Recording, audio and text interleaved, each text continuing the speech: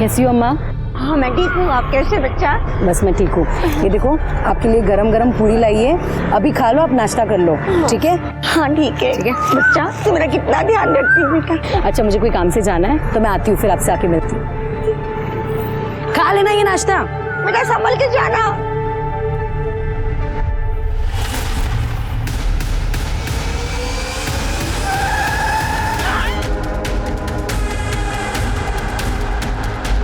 Hello police.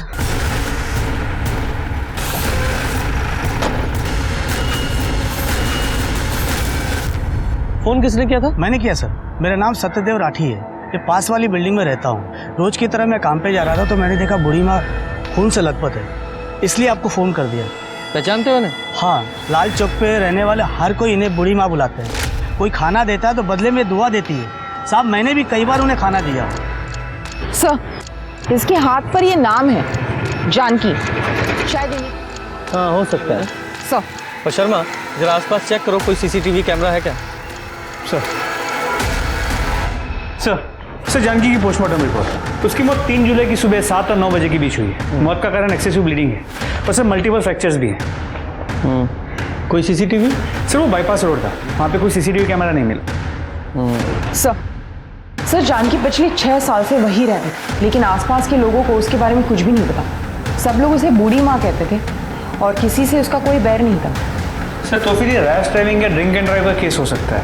आजकल लोग सुबह भी पीते हैं। हाँ वो तो है, लेकिन सवाल ये है कि उस समय गाड़ी कौन चला रहा था और वो गाड़ी थी किसकी? हमारा फर्ज बनता है कि जानकी को इंसाफ दिलाए। सर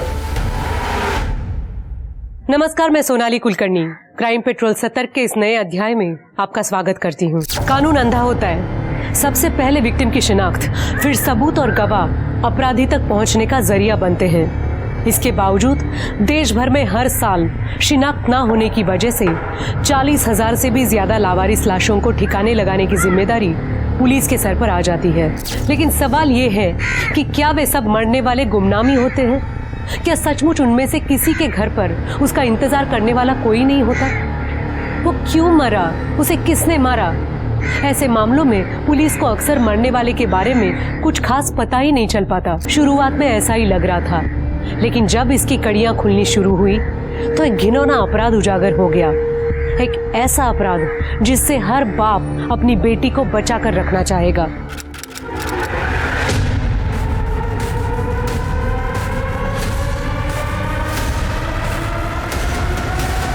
हम आपसे बेइंतहा मोहब्बत करते हैं साहिबे आलम, लेकिन आप आका हैं और हम कनीज। हमारी इन आंखों से हमारे ख्वाब मत छीनिए शहजादे, हम मर जाएंगे। हो गई नौटंकी?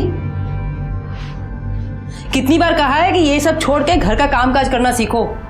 मेरी अम्मा कहती है कि जब रोटी गोल होगी तभी औरत की जिंदगी सफल होगी। और यहाँ तो नाटक से ही छुट्टी नहीं है, पता नहीं क्या नौटंकी करती रहती है। कपड़े रखो। अरे माँ, जमाना बदल गया है। अच्छा आजकल सिर्फ लड़कियां चूल्हा चौका नहीं कर रही है, देश भी संभाल रही है। तुम तो बेटा ना बस घर संभाल लो, उतना ही बहुत है मेरे लिए।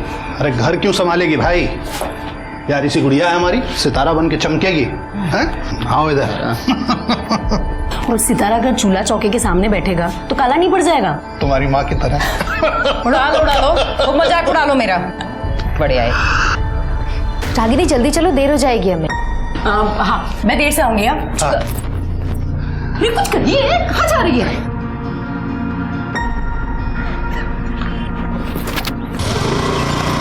Bye bye. संभल कर जाना। लड़की को ज्यादा छूट दोगे ना तो लोग गाली देंगे। अरे कौन गाली देगा भाई, जब लड़की हमारा नाम रोशन करेगी तब देखना वही लोग ताली भी बजाएंगे।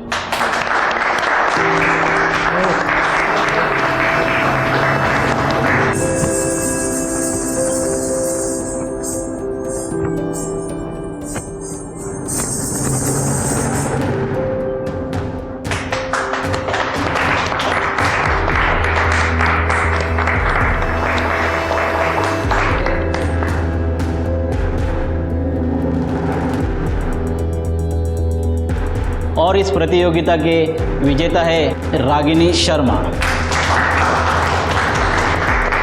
और मैं रागिनी जी से अनुरोध करूंगा वो मंच पर आकर अपना पुरस्कार ग्रहण करें।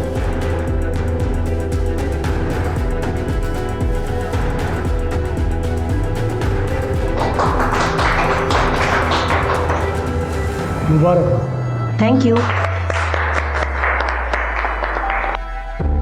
रागिनी ने ना सिर्फ ये प्रतियोगिता जीती है बल्कि हम सब लोगों का दिल भी जीता है। इसलिए हमारे फिल्म डायरेक्टर मिस्टर नमन झा ने उन्हें अपनी अगली फिल्म में बतौर हीरोइन लेने का फैसला किया है। हाँ हमारी बिटिया हीरोइन बन गई भाई। नाचो, अरे नाचो। बहुत बढ़िया बेटा, बहुत बढ़िया।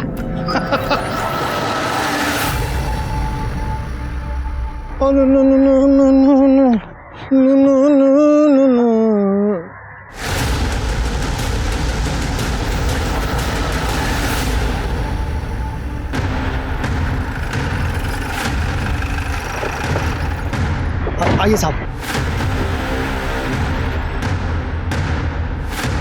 पूजा जरा चेक करो सर। जरा आसपास चेक करो तुम लोग। इस लड़की की बॉडी का कैसे पता चला?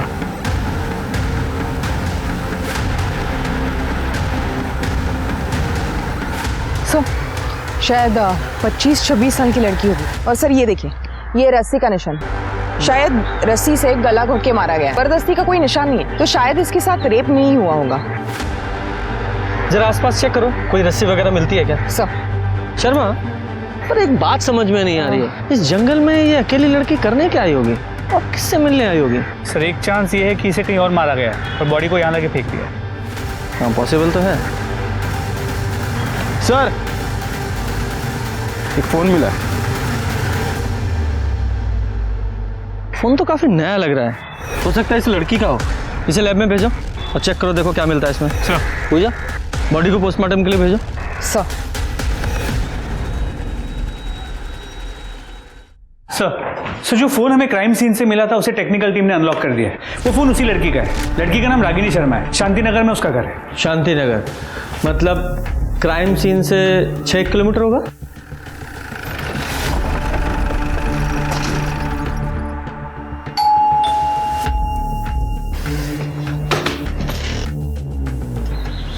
खुला? कोई है? चलो घर चेक करो।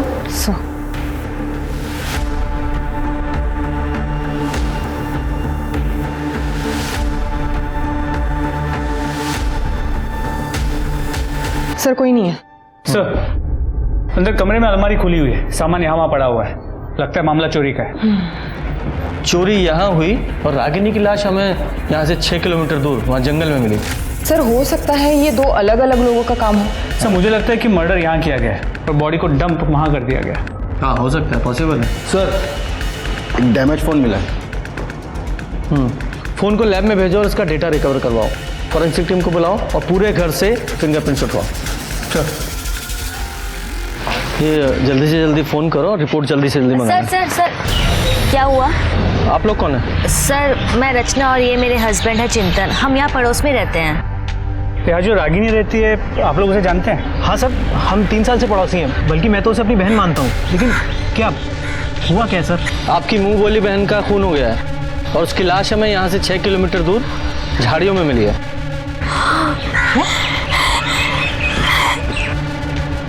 अच्छा एक बात बताइए, आप रागिनी से आखिरी बार कब मिले थे? सर अभी 3 दिन पहले मिले थे। बिना किसी सहारे के तुम अपने पैरों पर खड़ी हो रागिनी, ये हमारे लिए गर्व की बात है। हमें खुशी होगी अगर तुम हमारी पार्टी में महिला विभाग की कार्यकर्ता के रूप में शामिल हो जाओगी। जरूर सरस्वती जी। ये हमारी कार्यकर्ता है सुषमा जी और लता जी, और ये हमारा बेटा लोकेश, और ये हमारी होने वाली बहू अंजलि। हेलो। हाय। और लोकेश की होने वाली पत्नी अंजलि। इनका स्वागत करो। जी मम्मी जी।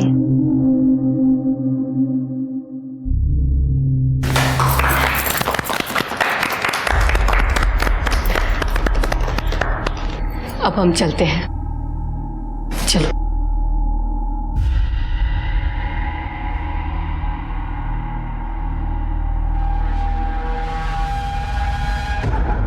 ये सब? ये सरस्वती जी हैं। रागिनी को अपने जनजीवन पार्टी में आने का मौका दे रही हैं। अरे वाह, मुबारक हो। ओ हेलो, कहाँ खोई हुई हो बहना?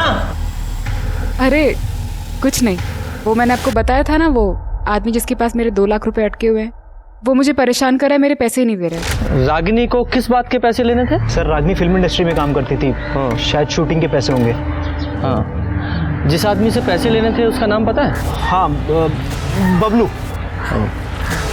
बबलू। अच्छा, रागिनी के साथ इस घर में और कौन रहता है? कोई नहीं सर, रागनी अकेली रहती थी। उसकी फैमिली नहीं है? नहीं सर, है, उसके मम्मी पापा हैं, वो गाजियाबाद में ही रहते हैं लेकिन दूसरे घर में। मतलब एक ही शहर में अलग अलग रहते थे? उनकी आपस में कुछ प्रॉब्लम थी क्या? सर हमें नहीं पता सर। ओके ठीक है, उनका एड्रेस पता है? हाँ। पूजा, एड्रेस ले लो सर। और शर्मा, इस बबलू का पता लगाओ सर। नमस्कार इंस्पेक्टर साहब। सर आप यहाँ? हमें रागिनी की मौत का बहुत दुख है। वो हमारी पार्टी की कार्यकर्ता थी। आप उसके कातिलों को जल्द से जल्द ढूंढिए। अगर इस काम में हमारी किसी भी तरह की मदद की जरूरत हो तो हमें बताइए। जी सर, श्योर। नमस्कार सर। सुनो ना सर, जा रहे हम, अभी बात कर लें क्या? अभी नहीं दोस्तों, बाद में। अभी मौका है हमारे पास, अभी बात कर सकते हैं हम। इतना गर्म माहौल हो रखा है, बाद में आराम से करते हैं ना। रुको।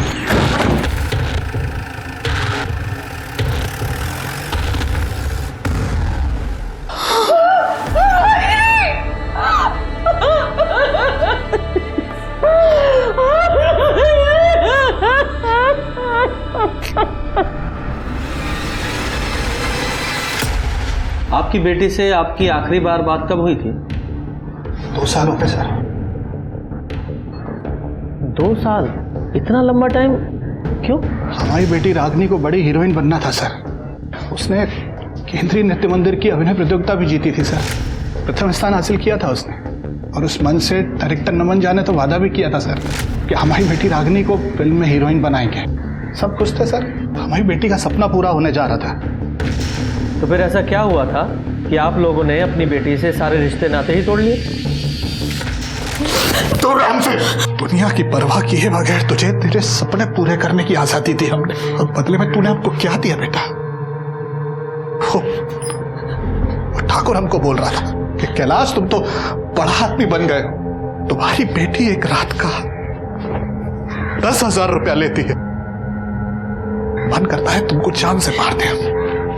बाबा, आपने मेरे खातिर इस घर को गिरवी रख दिया था। मैं नहीं चाहती थी कि मेरी वजह से आप लोग के सर से ये छत चली जाए। मुझे जो ठीक लगा मैंने किया बाबा। छत चली जाती बेटा तो कोई बात नहीं थी, जी लेते हम बिना छत के, लेकिन बिना इज्जत के कैसे जिएंगे हम? कर दिया पिंडदान तेरा हमने, हमारे लिए मर चुकी है ये। आपकी बेटी ने समाज में आपकी नाक कटा दी तो आपने उसकी जान ही ले ली। क्या कह रहे हैं सर आप? उसके सपनों में हम भी उसके साथ थे। हम अपनी इकलौती बेटी को कैसे मारेंगे? हमने ऐसा कुछ नहीं किया था सर। ये अलग बात है कि जब से हमने उसे घर से निकाला था उसके बाद हमने उसकी शक्ल नहीं देखी। ठीक है, शक्ल नहीं देखी। अब ये बताइए कि 8 तारीख को आप कहाँ थे? 8 तारीख को हम घर पे ही थे सर। बाहर ज्यादा आना जाना नहीं होता है, तबीयत खराब रहती है आजकल। साहब आपसे एक विनती है, आप मेरे बेटे के कातिलों को पकड़ना जरूर। जी। हमारी बेटी को इंसाफ दिलाइए सर। सर, रागिनी के कॉल रिकॉर्ड्स, इसके मुताबिक उसकी सबसे ज्यादा बातें 2 लोगों से होती थी। एक उसके नेबर रचना और दूसरा बबलू दुबे। ये वही बबलू दुबे तो नहीं है जिसके बारे में चिंतन ने बताया था? सर लगता तो ऐसे ही है। करता क्या है ये? लड़कियों की दलाली करता है। मतलब ये बात कंफर्म है कि रागिनी प्रोस्टिट्यूशन के बिजनेस में थी? जी सर, अब तक की इन्वेस्टिगेशन में तो यही बात सामने आई है। इस बबलू का बैकग्राउंड चेक किया सर, इसका क्रिमिनल रिकॉर्ड है, रेप केस में अंदर जा चुका है। ये रागिनी ने इसे 2 लाख रुपए भी दे रखे थे और इसका क्रिमिनल रिकॉर्ड भी है। इसकी सर्च कहाँ तक पहुँची? सर उसका फ़ोन अभी बंद है। उसके मोबाइल की लास्ट लोकेशन मेरठ की है। शर्मा, मेरठ गाजियाबाद किसी भी बिल में छुपाओ, ढूंढो उसे। सर। सर सर, रागिनी की पोस्टमार्टम रिपोर्ट, इस रिपोर्ट के हिसाब से रागिनी की मौत 8 अक्टूबर को शाम 5 से 7 बजे के बीच हुई थी। तब वो 3 महीने प्रेग्नेंट थी। हाँ सर। सर, रागिनी प्रोस्टिट्यूशन में थी। ये बच्चा शायद उसके किसी कस्टमर का हो। नहीं पूजा, मुझे तो ऐसा नहीं लगता, क्योंकि जो भी औरतें इस प्रोस्टिट्यूशन के बिजनेस में होती हैं वो सतर्क होती हैं, सेफ्टी का ध्यान रखती हैं। ऐसा हो सकता है कि रागिनी का कोई बॉयफ्रेंड हो, वो उससे प्रेग्नेंट हुई हो, और फिर रागिनी ने शादी के लिए उस बॉयफ्रेंड पर दबाव डाला, उसने इनकार किया और मार डाला। सर, हो सकता है उसका कोई रेगुलर कस्टमर हो, ये बच्चा उसी का हो, और ये रागिनी उस कस्टमर को ब्लैकमेल कर रही हो, इसलिए उसने रागिनी को मार दिया होगा। अब ये पॉसिबिलिटीज तो बहुत सारी हैं। रागिनी से जुड़े जितने भी लोग हैं सबकी डिटेल्स निकालो, और ये चिंतन और रचना, उससे भी पूछताछ करनी है। हो सकता है सर, रागिनी का बॉयफ्रेंड उससे अक्सर मिलने आया करता था। लंबा चौड़ा लड़का था, करीब 6 फीट का, बाइक से आता था। बाइक का नंबर याद है? नहीं सर, नंबर तो नहीं याद, लेकिन सर वो हेलमेट पहन के आता था और बिना हेलमेट उतारे अंदर चला जाता था। उसके हेलमेट में ना कुछ स्टिकर सा बना हुआ था, बैलगाड़ी का। बैलगाड़ी? जी, मैंने उससे एक बार पूछा भी था।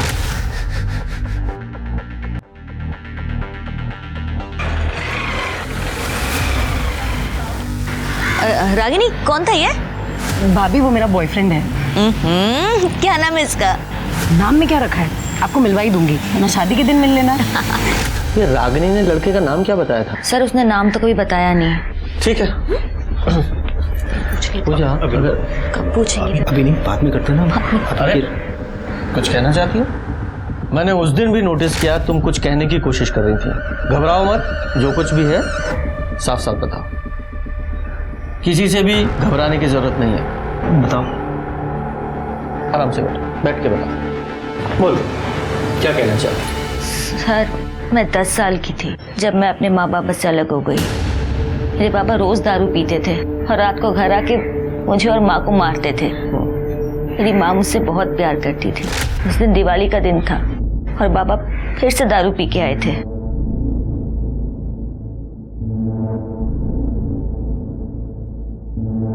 रचना, रचना बेटा, एक काम कर, तू चाचा के घर चली जा और आज रात वहीं रुकना, ठीक है?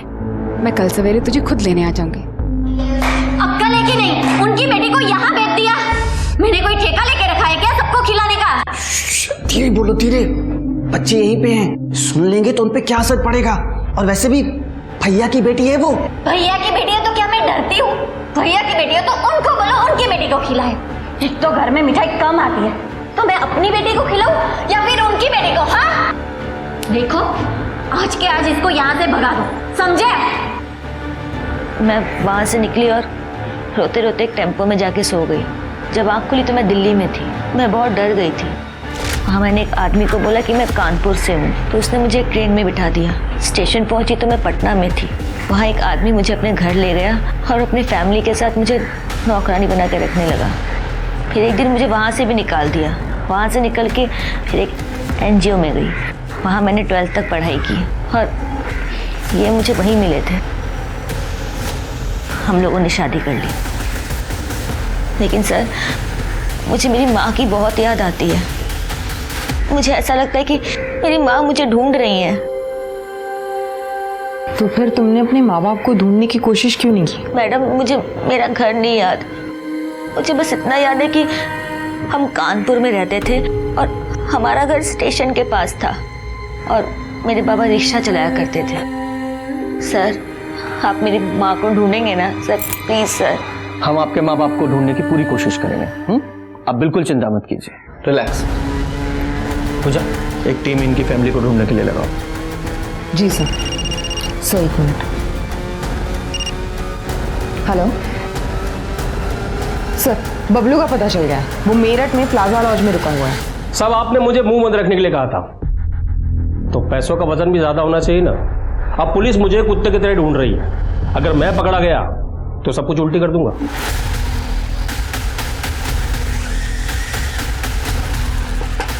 कौन है?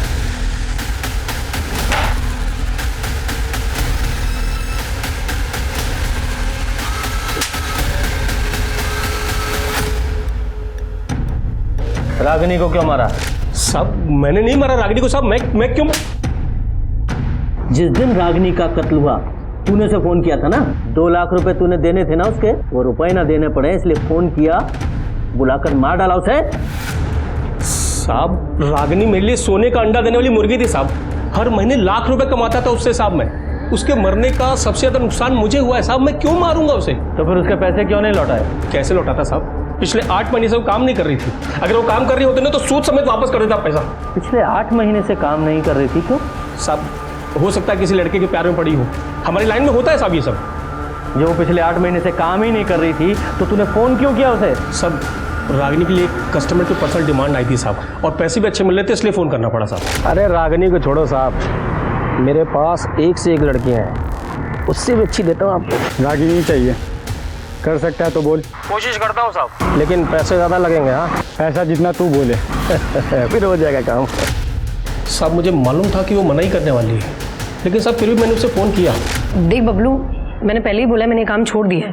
अरे एक रात का 2 लाख रुपए दे रहा है।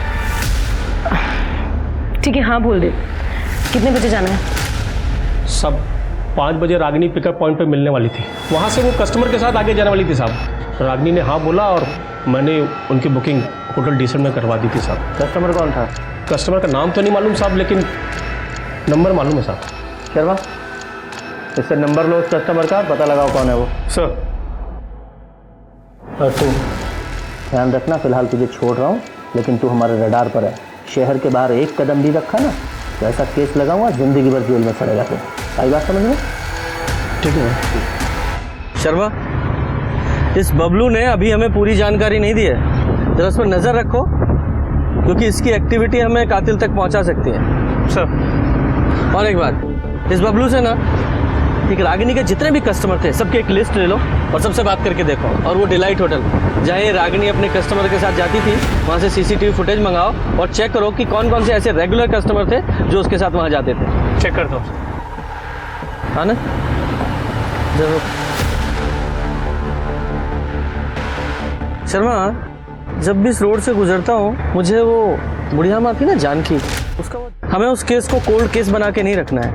तुमने बताया था ना उस केस का एक चश्मदीद गवाह, वो लड़का जो फील बेचता था, वो तब से गायब है, पता लगाओ कहाँ है वो। सर खबरियों ने बताया कि उसे MG रोड पे देखा गया है। MG रोड पे? जरा ढूंढो उसे। सर जो नंबर बबलू ने बताया था वो इसका है। नाम क्या है तुम्हारा? बाकेला चौधरी। 8 तारीख को मेरा मोबाइल चोरी हुआ था सर, और मैंने कंप्लेंट भी लिखाई थी। ठीक है तुम जाओ। सर मैंने होटल डीसेंट में पूछताछ की, 8 तारीख को रागिनी की बुकिंग तो थी लेकिन वो वहां पहुंची ही नहीं। CCTV footage. सर ये आदमी देखिए, ये आदमी हर 2 दिन में रागिनी के साथ देखा गया। सर बबलू ने बताया था कि ये कस्टमर हर दूसरे दिन रागिनी के लिए कॉल करता है। सर रागिनी ने काम तो बंद कर दिया था फिर भी ये कॉल करता था। नाम क्या है इसका? आकाश अवस्थी। बुलाओ इसे। सर। और सुनो, रचना को भी बुलाओ। सर। ये बता रागिनी को क्यों मारा? मैंने? हाँ तूने। पहले तूने उसे प्रेग्नेंट किया, जब उसने शादी के लिए दबाव डाला और बच्चा बनाने के लिए कहा तो मार डाला उसे। मेरा बच्चा? सर माना मैं उससे रेगुलर मिलने जाता था, लेकिन सर मैंने कभी उसे हाथ भी नहीं लगाया। बेवकूफ़ समझता है हमें? सर मैं सच कह रहा हूँ। सर दरअसल मैं दौर का रहने वाला हूँ, इसलिए ना यहाँ कोई दोस्त है ना कोई पहचान वाला, बस एक रागिनी थी जिससे बात करके अच्छा लगता था। अगर आप हमें पसंद नहीं करते हो तो हम यहाँ क्यों आते हैं? तुम हमें पसंद हो रागिनी, बस औरत का ये रूप हमें पसंद नहीं। असल में बात यह है कि तुम मुझ में एक ग्राहक देखती हो और मैं तुम में एक अच्छा दोस्त। एक आप हो और एक कुछ नहीं, जाने दो। तकदीर में शायद यूं ही जीना लिखा है, अब तो मौत भी बिन बुलाए आएगी। रागिनी बहुत परेशान थी सर, कुछ तो बात थी जो उसे खाए जा रही थी, शायद फंस गई थी जिस्म फरोशी के दलदल में। लेकिन हमें पता चला है कि तू उसके घर भी आता जाता था। नहीं सर, मैं कभी उसके घर नहीं गया, मेरे पास तो उसका फ़ोन नंबर तक नहीं है, तो घर का पता मुझे कैसे मालूम होगा? मैं तो हमेशा उससे बबलू के थ्रू ही मिला हूँ। पूजा। हाँ तो मिस्टर आकाश अवस्थी, इस हेलमेट को पहचानते हो? तुम्हारा है ना? नहीं सर। पहनो इसे।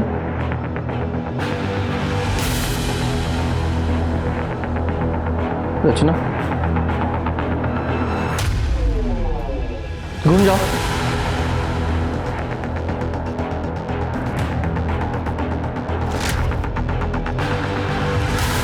वहां तक जाओ और वापस आओ, वापस आओ।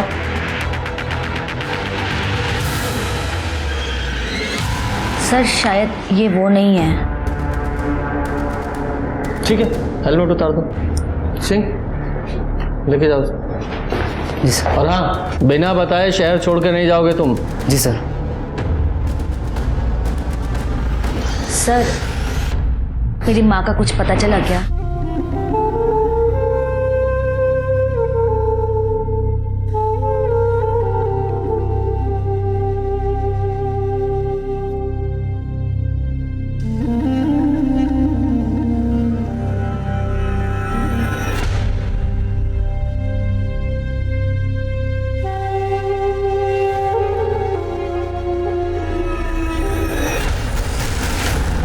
तुम जानती हो ना? हाँ सर, रागिनी ने मिलवाया था एक बार। रागिनी ने बहुत मानती थी, इन्हें खाना पानी कंबल सब देती थी। और क्या जानती हो इनके बारे में? सर और तो कुछ नहीं पता मुझे। ठीक है, अभी तुम जाओ और डोंट वरी, तुम्हारी माँ जल्दी ही मिल जाएगी। Thank you sir.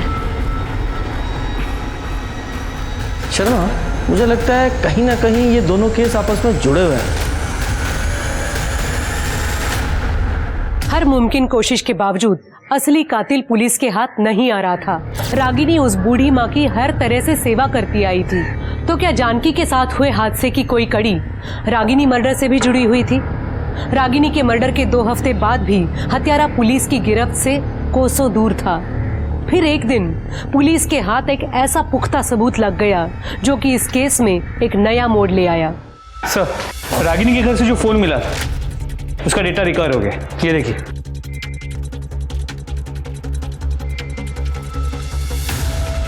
चलो।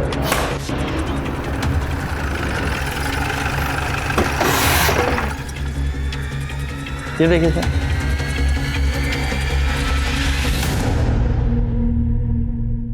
देव प्रसाद शुक्ला जी, आपके और रागिनी के ताल्लुकात थे? ओपोजिशन की अच्छी चाल है मुझे बदनाम करने की। ये फोटो झूठी है। सर, हमने सारे फोटोज की जांच कराई है, किसी भी फोटोज के साथ कोई भी छेड़छाड़ नहीं की गई है। मैंने कहा ना झूठी, फोटोशॉप की है। सर एक काम करते हैं, आपका डीएनए टेस्ट करा लेते हैं, सब क्लियर हो जाएगा। मुझे डीएनए टेस्ट नहीं कराना। निकलो यहाँ से।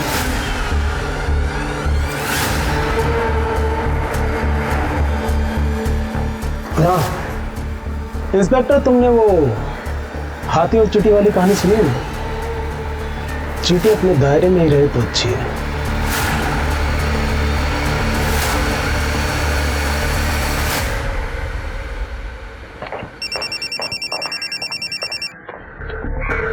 शर्मा एक मिनट। जैन सर जी, सॉरी सर जी, ध्यान रखूंगा। जैन सर। क्या हुआ सर? कुछ नहीं। इस देव प्रसाद शुक्ला के खिलाफ हम सिर्फ इन फोटोग्राफ्स के आधार पर कार्रवाई नहीं कर सकते। हमें इसके गिरबान तक पहुंचने के लिए कुछ और पुख्ता सबूत चाहिए। शर्मा, तुम्हें याद है रागिनी के फादर ने हमें बताया था कि रागिनी को एक डायरेक्टर ने फिल्म ऑफर की थी। क्या नाम था उस डायरेक्टर का? नमन झा। नमन झा, बात करो उससे और पता करो कि क्या हुआ था उस कार्यक्रम में, क्योंकि उस कार्यक्रम में ये देव प्रसाद शुक्ला और उसकी पत्नी दोनों शामिल थे। और हो ना हो, मुझे लगता है कि इस सारे चक्रव्यूह की शुरुआत उसी प्रतियोगिता से हुई है। सर, उस प्रोड्यूसर नमन झा से बात हुई। वो इस वक्त लंदन में अपनी फिल्म की शूटिंग कर रहा है। उसने कहा कि देव प्रसाद शुक्ला के कहने पे उसने रागिनी को फिल्म तो ऑफर की थी, लेकिन ना वो कभी रागिनी को मिला है, ना उसके बारे में कुछ जानता है। सर एक और बात, ये रागिनी जिस घर में रहती थी वो उसी के नाम पर रजिस्टर्ड है। 40 लाख की प्रॉपर्टी कैश दे के खरीदी। 40 लाख रुपए कैश दे के खरीदा? मुझे नहीं लगता कि रागिनी के पास इतना पैसा होगा।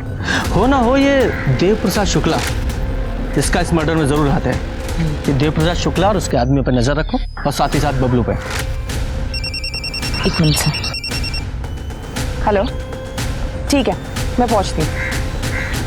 सर कानपुर में रचना की माँ जिस मोहल्ले में रहती थी उसका पता चल गया। Very good. काम करो, तुम वहाँ के लिए निकलो। सर। और शर्मा, तुम ये बबलू पर नजर रखो। सर। पुलिस हर मुमकिन कोशिश कर रही थी, लेकिन एक तरफ रचना की मां को ढूंढना आसान नहीं था, तो दूसरी तरफ रागिनी मर्डर केस में भी पुलिस कई अनसुलझे सवालों से जूझ रही थी। रागिनी के घर आने वाला उसका बॉयफ्रेंड आखिर कौन था? देव प्रसाद शुक्ला के साथ रागिनी के क्या संबंध थे? और सबसे बड़ा सवाल, रागिनी जिस्म फरोशी के उस जाल में आखिर कैसे फंसी? ये लो, ये पिटीशन है, साइन करा देना। सर हमने सभी सस्पेक्ट्स पे नजर रखी थी। सर ये कुछ फुटेजेस देखिए। सर ये आजाद नगर के पार्किंग लॉट की फुटेज है। यहाँ पर बबलू, ये देखिए, इससे पैसे ले रहा है और पैसे लेके चला गया। पर सर यही आदमी रागिनी के मर्डर से एक दिन पहले उसके घर के आसपास मंडराता हुआ नजर आ रहा है। ये तो देव प्रसाद का बॉडीगार्ड है। क्या नाम है इसका? सर ओम प्रकाश। लेके आओ इसे।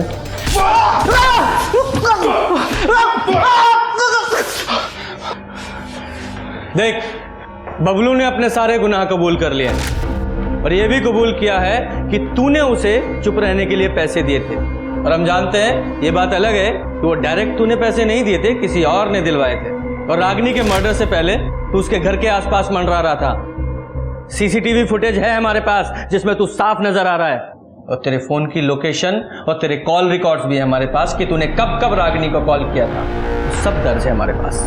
बोल। साहब ये बात सच है कि मैं उसके घर के पास गया, लेकिन साहब आज तक मैंने उसको फोन नहीं किया कभी। मैं जानता हूं कि तूने कभी रागिनी को कॉल नहीं किया, और मैं ये भी जानता हूं कि तेरे फोन से रागिनी को कौन फोन करता था। मैं सिर्फ तेरे मुंह से उसका नाम सुनना चाहता हूं। देख, सरकारी गवाह बन जा या फिर सारी जिंदगी जेल में सड़ना, चॉइस तेरी है। हाथी और चींटी की कहानी सुनी है मैंने शुक्ला जी, और यह भी सुना है कि चींटी अगर एक बार हाथी के कान में चली जाए तो उसे तांडव करवा देती है। अब मुद्दे की बात शुरू करें। मैंने ही रागिनी को फिल्म दिलाने के लिए नमन से बात की थी। सर, उन्होंने मुझे अपनी फिल्म में हीरोइन बनाने का वादा किया था। उनका एक आदमी सुरेश एक हफ्ते पहले मुझे गाजियाबाद में मिला। अरे मैडम, अगर फसल उगानी है तो बीज तो बोना ही पड़ेगा। 4 लाख रुपए खर्च होंगे, कॉस्ट्यूम का, ऑडिशन का, पोर्टफोलियो का, शोरील का। मैडम बहुत पैसा खर्च होता है, काम निकालिए, चाय पानी सब करना पड़ता है। अब जब 4 लाख रुपए इकट्ठे हो जाए ना, मुझे फोन कर देना। पर इतना श्योर है कि काम दिलाने की गारंटी मेरी है। मेरे बाबा ने 4 लाख रुपए ब्याज पे लिए थे और वो सारे रुपए मैंने सुरेश को दे दिए। अब 4 दिन से वो मेरा फोन नहीं उठा रहा है। मुझे समझ में नहीं आ रहा है अब मैं क्या करूं, क्या बोलूं बाबा को।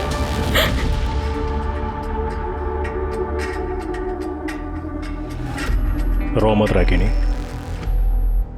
मैं तुम्हारे पैसे दिलवाऊंगा, मैं तुम्हें हीरोइन बनाऊंगा। मैं हूं ना, परेशान मत हो।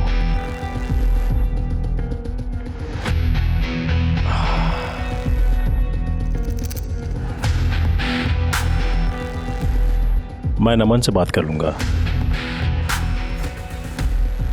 तुम्हें तुम्हारे पैसे मिल जाएंगे। बस एक बात याद रखना, मैं तुम्हारे लिए कुछ भी कर सकता हूं। और ये सुरेश कौन है? पता नहीं, शायद सुरेश ने ही नमन के नाम से रागिनी को बेवकूफ बनाया। मैंने उसे ढूंढने की बहुत कोशिश की, लेकिन वो मिला नहीं। फिर मुझे पता चला कि रागिनी प्रोस्टिट्यूशन के बिजनेस में आ गई। एक दिन मैंने उसे कॉल करके कहा कि मैं तुम्हें घर लेकर देता हूँ, तुम्हारा खर्चा उठाता हूँ, तुम्हें धंधा छोड़ दो और मेरे साथ रहो। तो मानो पिछले 6 महीने से मेरे उससे कोई ताल्लुकात नहीं है। मैंने उससे सारे रिश्ते तोड़ दिए थे।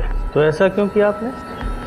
मन भर गया। अब जब पिछले 6 महीने से मेरे उससे कोई ताल्लुकात ही नहीं है, तो ये बात जाहिर है कि वो कम से कम मुझसे तो प्रेग्नेंट नहीं थी। शुक्ला जी, ये तो डीएनए टेस्ट के बाद ही पता चलेगा कि क्या सच है और क्या झूठ। मैं डीएनए टेस्ट कराने के लिए तैयार हूँ इंस्पेक्टर, लेकिन मेरी आपसे एक रिक्वेस्ट है कि ये बात बाहर ना आए।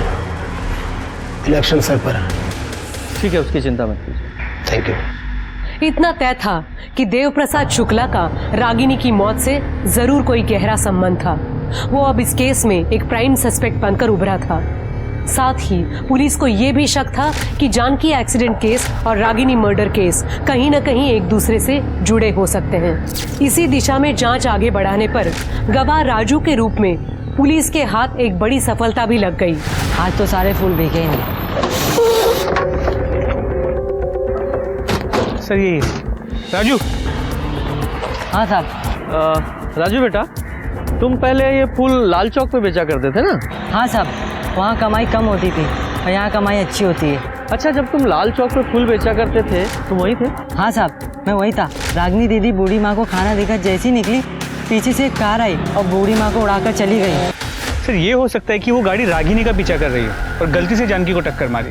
हाँ, पॉसिबल तो है। अच्छा राजू बेटा, एक बात बताओ, जब तुम लाल चौक पे थे, उस बुढ़िया को उस गाड़ी ने टक्कर मारी, तो तुमने देखा कि कार कौन चला रहा था? नहीं साहब। उस गाड़ी का कलर, उसकी नंबर प्लेट वगैरह कुछ याद है? नंबर वंबर तो याद नहीं है, लेकिन हाँ, गाड़ी पर बैलगाड़ी छपी हुई थी।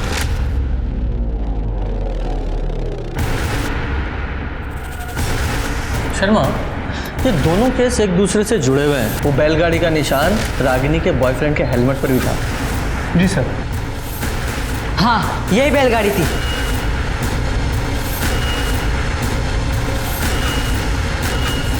यही बैलगाड़ी थी ऐसी? हाँ साहब, यही बैलगाड़ी छपी थी उस गाड़ी पर।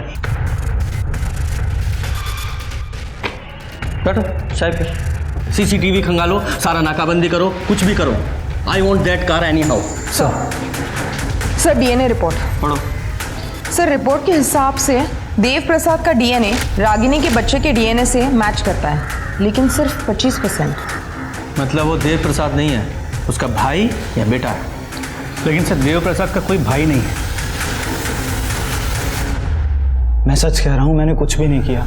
देख लोकेश कुमार, पुलिस की मार तू सह नहीं पाएगा, इसलिए जो भी है पूरा सच बता, वरना बाद में तेरे हलक में हाथ डाल के निकलवाऊंगा मैं। और तेरे खिलाफ बहुत सारे सबूत हैं हमारे पास। तेरी कार जिससे तूने जानकी को उड़ाया था वो बरामद हो चुकी है। रागिनी के पेट में पल रहे बच्चे का डीएनए टेस्ट कराया हमने, जो तेरे डीएनए से मैच होता है, मतलब तू उसका बाप है। तो ये हेलमेट देख रहा, तेरे घर से बरामद किया हमने, तेरा हेलमेट है ये, जिसे पहनकर तू रागिनी से मिलने जाता था। अब झूठ मत बोलना, क्योंकि गवाह है मेरे पास। और ये बैलगाड़ी का स्टिकर तेरे बाप की पॉलिटिकल पार्टी का पुराना चुनाव चिन्ह है ये बात भी हमें पता है, जो तेरी गाड़ी और हेलमेट दोनों पर है। बताता हूँ सर, सब बताता हूँ। रागिनी मेरे घर आया करती थी पापा से मिलने, तभी मैंने उसे पहली बार देखा। हमारे बीच बातचीत चालू हो गई। वो मुझे अच्छी लगती थी सर। रागिनी पापा के जाल में फंस चुकी थी, ये बात मैं जानता था, इसलिए मैं उससे छुप छुप के मिलने लगा। और एक दिन लाल चौक पर रागिनी का पीछा करते करते मैंने गलती से, बाद में जब मुझे पता चला कि रागिनी और पापा के बीच सारे रिश्ते ख़त्म हो चुके हैं, तो हम फिर मिलने लग गए, बातें करने लग गए। हमारे बीच की दूरियां धीरे धीरे कम हो गई, हम और नज़दीक आ गए। लेकिन एक दिन अंजलि ने मुझे और रागिनी को एक साथ देख लिया। उसे हमारे रिश्ते के बारे में पता चल गया। फिर मैंने अंजलि को वादा किया कि मैं रागिनी को अब फिर कभी नहीं मिलूंगा। ये अंजलि कौन है? सर उससे मेरी शादी तय हुई थी और उसके बाद मैंने रागिनी से बात करना बंद कर दिया। फिर एक दिन रागिनी ने बताया कि वो प्रेग्नेंट है। मैं बच्चा नहीं गिराऊंगी। शादी कर रहा है ना तू? मैं भी देखती हूँ उस अंजलि के साथ तू कैसे शादी करता है। शादी तो मैं करूंगा और तू कुछ कर नहीं पाएगी। निकल मेरे घर से, गेट लॉस्ट। रागिनी, अगर ये बात यहाँ से बाहर निकली ना, और जब रागिनी ने अबॉर्शन कराने से इनकार कर दिया और तुझे एक्सपोज करने की धमकी दी, तो मार डाला उसे? नहीं सर, हाँ मैं गुस्से में था, लेकिन मैंने उसको मारा नहीं है सर। सर ये देखिए,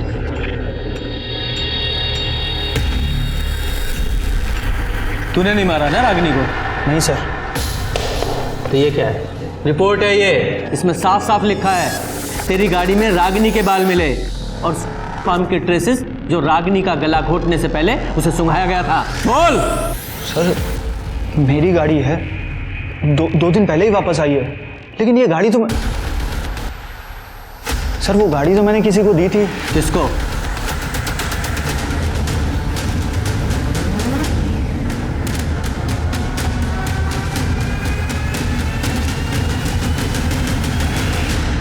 तो मैडम अंजलि, तो शुरू से बताओ, बोलो बोलो।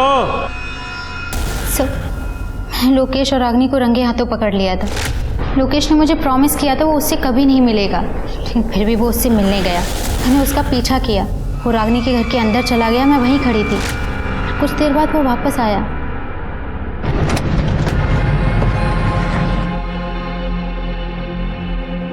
पापा, लोकेश अभी भी रागिनी से मिल रहा है। I want to kill that. Ragini से छुटकारा पाना चाहती हो? मैं मदद कर सकता हूँ। कितने पैसे दे पाओगी? जो तुम बोलो। कितने में डील हुई थी? 10 लाख। कौन था वो आदमी? उससे पहले मैंने उसे कभी नहीं देखा था। तुमने उसके साथ 10 लाख रुपए की डील की और तुम्हें पता ही नहीं वो कौन आदमी था? बेवकूफ समझाया मैं? जब डील की थी तब तो शक्ल देखी थी ना? स्केच बनवा सकती हो? जी सर।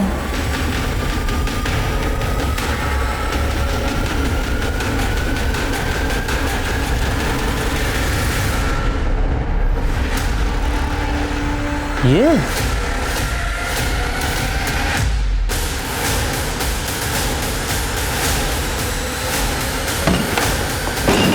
पूरे घर की अच्छे से तलाशी लो, कोई भी कोना छूटना नहीं चाहिए। सर आप लोग यहाँ पर, क्या हुआ है सर? चिंतन कहाँ है? चिंतन तो घर पे नहीं है, लेकिन क्या हुआ? अभी पता चल जाएगा क्या हुआ है।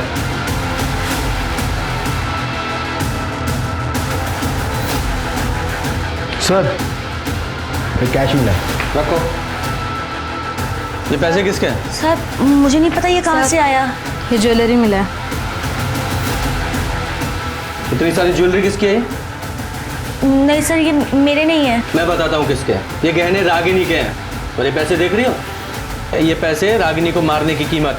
तुम्हारे पति चिंतन ने रागिनी को मारने की सुपारी ली थी। सर आप ये क्या बात कर रहे हैं? कहीं तुम भी तो इसमें शामिल नहीं हो?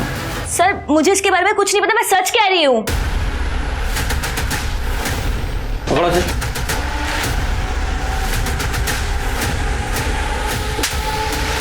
रागिनी को क्यों मारा तूने? तू तो उसे बहन मानता था ना?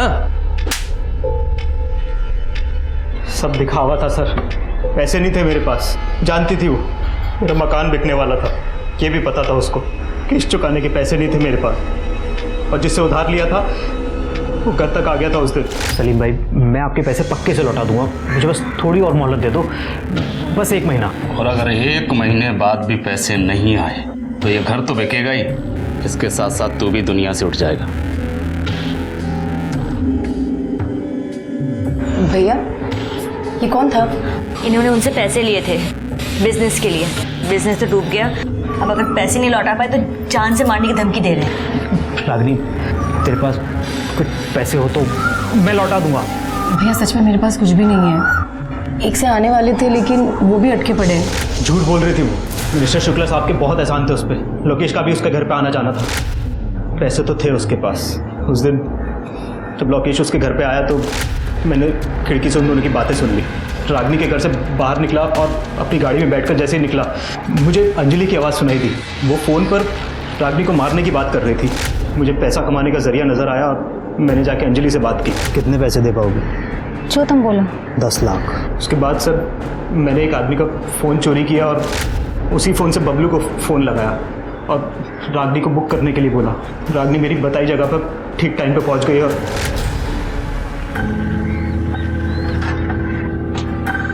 अरे चिंतन भैया, आप लोकेश की गाड़ी में? हाँ, उसी ने भेजा है मुझे। आओ बैठो। ठीक है। मैंने उसके पर्स से उसके घर की चाबी निकाली और उसके घर जाकर अलमारी से सारे गहने और पैसे चुरा लिए। तूने सिर्फ रागिनी का ही कत्ल नहीं किया, बल्कि भाई बहन के रिश्ते का भी कत्ल कर डाला। चिंतन को रागिनी के खून के इल्जाम में उम्र कैद की सजा सुनाई गई। वहीं रागिनी की हत्या में भागीदार अंजलि को भी गिरफ्तार कर सलाखों के पीछे भेज दिया गया। साथ ही लड़कियों को जबरदस्ती जिस्म फरोशी के दलदल में उतारने वाले देव प्रसाद शुक्ला और बबलू को भी सख्त सजा हुई। सर फाइनली केस तो खत्म हुआ? नहीं शर्मा, अभी केस खत्म नहीं हुआ है। एक बड़ा काम करना भी बाकी है।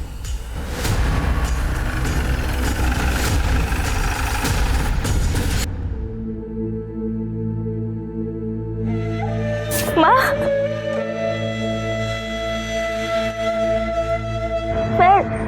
रचना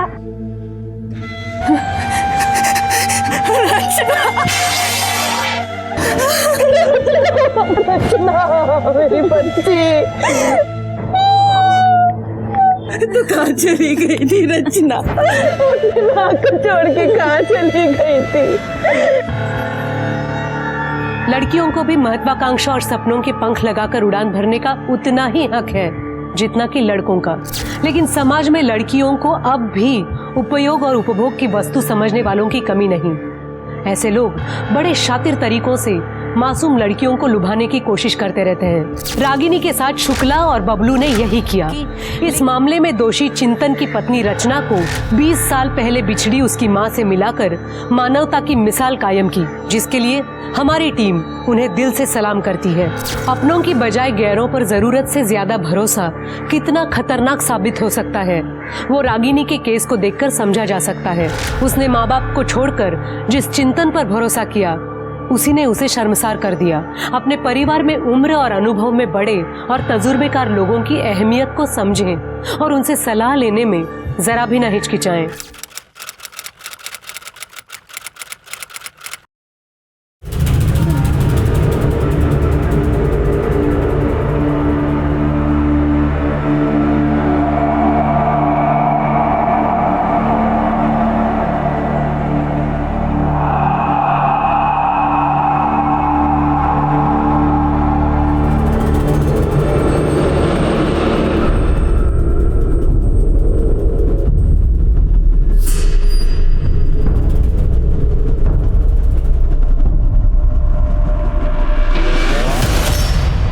नमस्कार, मैं सोनाली कुलकर्णी क्राइम पेट्रोल सतर्क की श्रृंखला में आपका स्वागत करती हूँ। कई बार मीडिया का दबाव केस सॉल्व करने में अहम भूमिका निभाता है।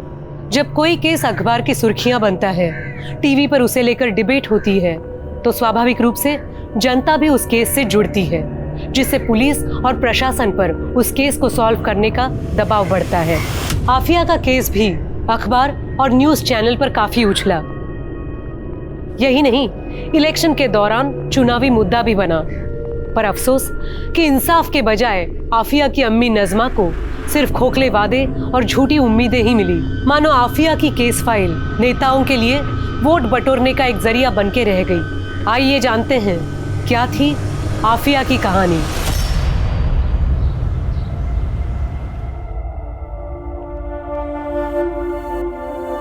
आफिया बेटा, ये ले चाय पी ले।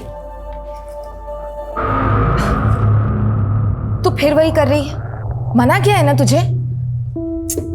अम्मी, आप तो जानती हैं ना, वहां लड़कियों के साथ सही बर्ताव नहीं होता, उनके साथ छेड़छाड़ होती है, बराबरी का हक नहीं मिलता। यहाँ तक कि प्रोफेसर्स भी ऐसे देखते हैं जैसे जैसे मानो कह रहे हो कि लड़की है, उतनी काबिल तो नहीं होगी। अरे आफिया, कॉलेज में तो होता ही है ये सब, और सिर्फ कॉलेज ही नहीं, हर जगह होता है। औरत और मर्द का ये फर्क खुदा ने बनाया है। नहीं अम्मी, खुदा ने मर्द और औरत बनाए, फर्क हमारी सोसाइटी ने बनाया। नज़मा, नज़मा, नज़मा दरवाजा खोल। अशफाक, तुम्हें मना किया ना यहाँ आने के लिए? शौहर हूँ तेरा, और ये घर मेरा भी है। आपका नहीं, मेरे अब्बू का। देख, तू तो मेरे मुंह लग मत। क्या चाहिए तुम्हें अशफाक? अरे अपनी बीवी चाहिए। चलो तुम दोनों मेरे साथ। मैंने रजिया को मना लिया है, तुम दोनों अब मेरे साथ मेरे घर पे ही रहोगी। चलो। तुम्हारी दूसरी बीवी और बच्चों के साथ? क्यों? ताकि मेरे पीछे से तुम मेरे इस घर को बेच सको? देखो अशफाक, मैंने कभी तुम्हें अपना शौहर माना ही नहीं है। अरे तेरे मानने से क्या होता है? निकाह हुआ है हमारा। मैं इस निकाह को भी नहीं मानती। चलना पड़ेगा तेरे को मेरे साथ। चल चल चल। छोड़ो मुझे, हाथ छोड़िए मेरी अम्मी का, वरना मैं पुलिस कंप्लेन कर दूंगी। तो तू अब मुझे पुलिस की धमकी देगी? अगर तू मेरे सगी भाई की बेटी ना होती ना, तो कब का काट के दबना चुका होता तुझे। तुम लोग चाहे मानो या ना मानो, लेकिन दुनिया मानती है कि मैं तेरा शौहर हूं और इस आफिया का सौतेला बाप। और 3 बेटियां हैं मेरी, और मैं नहीं चाहता हूं इस आफिया के चाल चलन की वजह से उनके निकाह में दिक्कत आए। संभाल के रख अपनी बेटी को, और इसको कोई हॉस्टल भेजने की जरूरत नहीं है।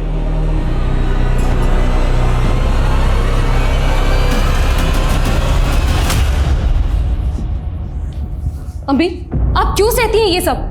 तू नहीं समझेगी आफिया, ये दुनिया एक अकेली औरत के लिए कितनी जालिम है। प्लीज अम्मी, आप ये औरत होने की दुहाई मत दो। ये बोलो कि आप कमजोर हो। किस बात का डर है आपको? हाँ, आखिर आप पुलिस कंप्लेन क्यों नहीं करती? शरीफ घर की औरतें पुलिस कोर्ट कचहरी के चक्कर में नहीं पड़ती बेटा। अरे अम्मी, आप समझते क्यों नहीं हो? मुझे वहाँ हॉस्टल में आपकी फिक्र लगी रहती है। अरे मुझे कुछ नहीं होगा, तू बस अपना ख्याल रख और थोड़ा हंस दे। अब चल, पैकिंग करनी है ना, चल जल्दी।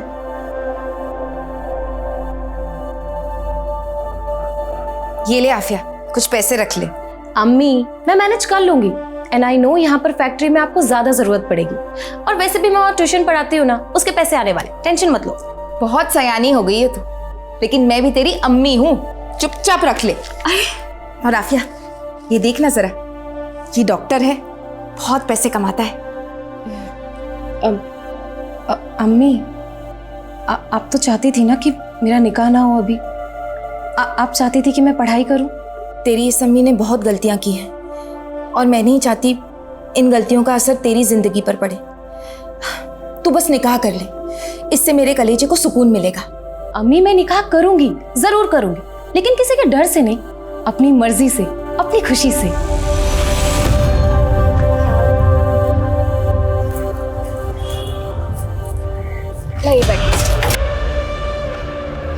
अच्छा अम्मी, आप जाइए। मैं रुकती हूँ ना बस आने तक। अरे अम्मी, आपको काम के लिए देरी हो जाएगी, आप जाइए ना, मैं बस लेकर चली जाऊँ। ठीक, ख्याल रखना अपना। खुदा हाफिज। खुदा हाफिज।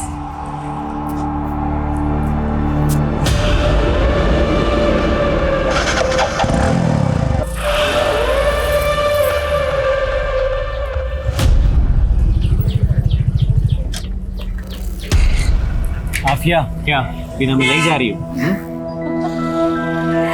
नहीं, ऐसी कोई बात नहीं है।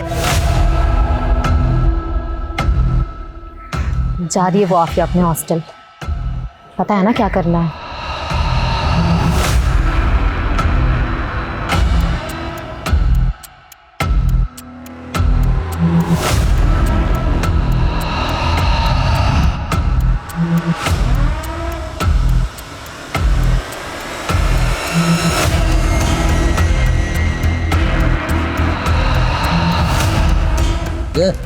एक चाय देना।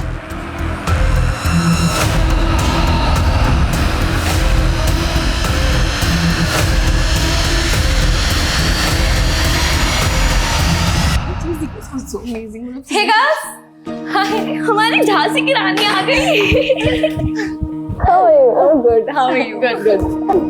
यार, तूने पोस्टर इतने कमाल के बनाया ना कि उन्हें देख के मजा ही आ गया, सीरियसली। पता है शगुन, पूरी रात लगी मुझे इन पोस्टर्स को बनाने में, अम्मी तक को टाइम नहीं दे पाई। तो तूने अपनी पूरी छुट्टी इस नुक्कड़ नाटक पे वेस्ट कर दी?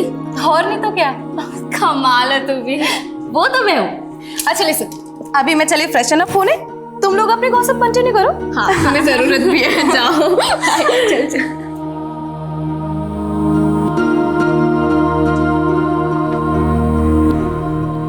भैया, आज आप सभी की चाय मेरी तरफ से, लेकिन आप लोगों को भी प्रॉमिस करना होगा कि आप लोग हमारा नुक्कड़ नाटक वहां पर देखेंगे। ओके, लीजिए भैया, पैसे काटिए।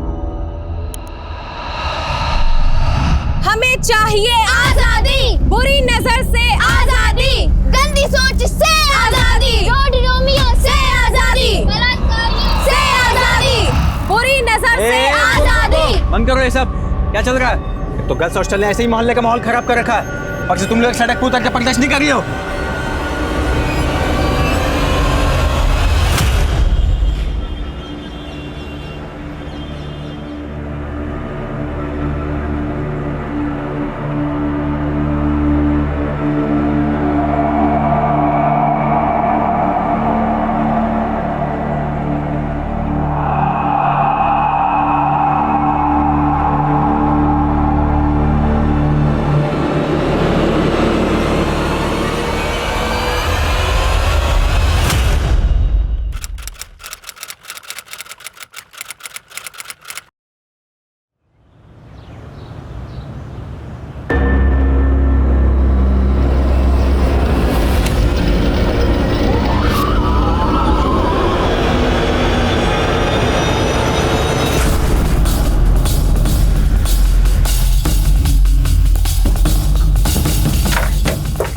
जय सर, आप यहाँ, आपको इस वक्त ड्यूटी ज्वाइन नहीं करनी चाहिए थी।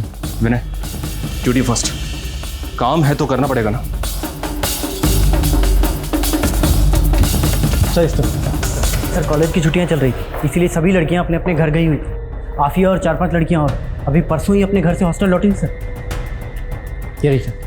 अच्छा, आफिया के रूम में 2 बेड्स और हैं, उसकी रूममेट्स कौन है? सर मैं और तनु, लेकिन तनु अभी तक घर से वापस नहीं आई है सर। आफिया को इतनी हैवानियत से, इतनी बेरहमी से किसी ने मार दिया और आपको कुछ पता ही नहीं चला?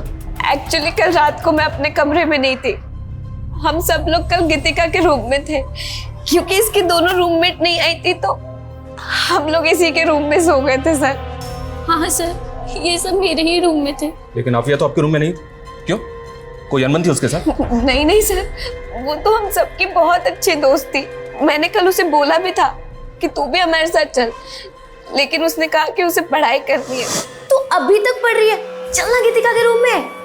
अरे मोहतरमा जी, ऑलरेडी घर पे कितना टाइम वेस्ट हो गया। अगर अभी पढ़ाई नहीं की ना तो मैं पक्का फेल हो जाऊंगी। तू जा, चलना प्लीज। जा मेरी माँ। अच्छा ठीक है, बाय। आफिया की लाश को सबसे पहले किसने देखा था? सर मैंने ही देखा था। सुबह मैं अपने कमरे में आ रही थी तो मैंने आफिया का किसी के साथ कोई अफेयर था? कोई ब्रेकअप हुआ था उसका? नहीं नहीं सर, जहाँ तक मैं आफिया को जानती हूँ ऐसा कोई भी नहीं था। हो सकता है कोई ऐसा हो जो उसे पसंद करता हो, कोई डिटेल्ड लवर टाइप। नहीं सर, ऐसा कोई भी नहीं था। लेकिन सर इस हॉस्टल के बाहर के लड़कों से आफिया की कुछ प्रॉब्लम चल रही थी और कल भी कुछ हुआ था। हाँ सर, कल दोपहर को हम सब बाहर नुक्कड़ नाटक कर रहे थे, तभी आफिया की वहाँ कुछ लड़कों से लड़ाई हो गई थी। अब ये क्या आजादी आजादी का नारा लगा रखा है? और कितनी आजादी चाहिए तुम्हें? आजाद तो मैं हूँ, लेकिन अब मुझे पूरी औरत जाति की आजादी चाहिए। हमें इज्जत चाहिए, बराबरी का हक चाहिए और हमें हमारे तरीके से जीने का अधिकार चाहिए। लेकिन ये बहुत बड़ी बात है, तुम जैसे लोगों को समझ में नहीं आई। चलो गर्ल्स। रुकना, कहाँ जा गई? अभी मेरी बात खत्म नहीं हुई है। आइंदा किसी भी लड़की को उसकी मर्जी के बगैर हाथ मत लगाना। मुझे थप्पड़ मारा तूने? तेरी तो भाई, छोड़ मुझे। छोड़ूंगा नहीं तुझे, सबके सामने नंगा करके रखूंगा। छोड़ूंगा नहीं तुझे मैं। गलती मेरी ही है सर। इन लोगों ने तो कहा था कि पुलिस में कंप्लेंट करते हैं, लेकिन मुझे लगा बाहर के लड़कों से कोई सीरियस प्रॉब्लम हो गई और पुलिस इन्वॉल्व हुई तो लड़कियों पर खतरा बढ़ जाएगा सर। लेकिन सर मैंने ये नहीं सोचा था कि मेरे चुप रहने से ये सब हो जाएगा। आपके हॉस्टल में और कौन कौन मेल है? बस एक गार्ड मेल है और यहाँ तो कुक भी फीमेल है। आफिया का रूम यहाँ 3rd फ्लोर पे है और इस 3rd फ्लोर पे आने के लिए सिर्फ एक ही रास्ता है, ये सीढ़ियों से। एक काम करो, उस सिक्योरिटी गार्ड को भी अपनी कस्टडी में लो और वो लड़के जिनके साथ आफिया का झगड़ा हुआ था।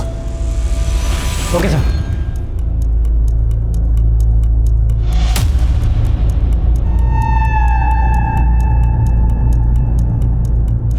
विनय, ये देखो, यहाँ पे खून के धब्बे हैं। हमें ऊपर कॉरिडोर में कहीं भी किलर्स के फुटप्रिंट नहीं मिले, ना ही सीढ़ियों पे, लेकिन यहाँ पे एक काम करो, यहाँ के प्रिंट लो और लड़की की बॉडी को पोस्टमार्टम के लिए भेजो। Okay sir.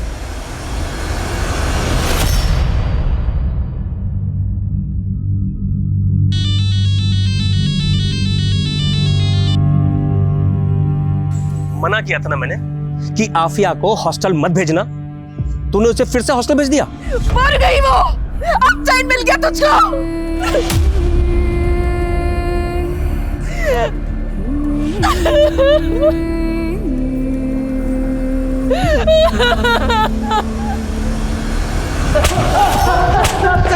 कुछ नहीं किया सर मैंने। तुम दोनों का झगड़ा हुआ था ना आफिया के साथ, उसे नंगा करके घुमाने की धमकी दी थी ना तुमने? नंगा करके मैंने बस गुस्से में बोल दिया था सर, बस गुस्से में बोल दिया था। वो फालतू की नारेबाजी कर रही थी बहुत। बड़े समाज सुधारक बनते हो ना तुम दोनों, हाँ? विनय, इन दोनों समाज सुधारकों की अच्छी तरह से खाल खींचो, तोड़ो इन दोनों को। कुछ नहीं किया सर हमने।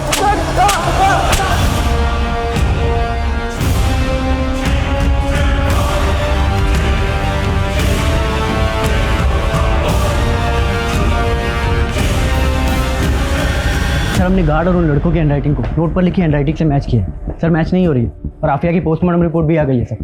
सर पर गहरी चोट लगने की वजह से उसकी मौत हुई थी। सर रेप तो कंफर्म नहीं हुआ, बॉडी पर कोई डीएनए तो नहीं मिला, लेकिन सर नोचने के निशान है।